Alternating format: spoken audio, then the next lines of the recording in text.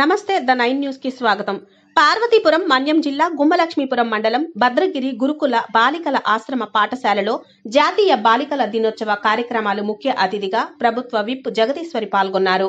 విద్యార్థినులకు భవిష్యత్తు ప్రణాళికలపై అవగాహన కల్పించి పురుషులకు దీటుగా అభివృద్ధి చెంది ఉన్నత శిఖరాలను అధిరోహించాలని, ప్రతి విద్యార్థిని ఒక గమ్యాన్ని ఎంచుకొని గమ్యాన్ని సాధించే వరకు అహర్నిశలు శ్రమించాలని ఎమ్మెల్యే తెలిపారు. కార్యక్రమం అనంతరం జిల్లా కలెక్టర్ ప్రభాకర్ రెడ్డి మన్యం జిల్లాలో ప్రవేశపెట్టిన మన్యం డాన్స్ లో పాల్గొని విద్యార్థినులు అధికారులతో కలిసి ఏరోబిక్ డాన్స్ ఎమ్మెల్యే సందడి చేశారు.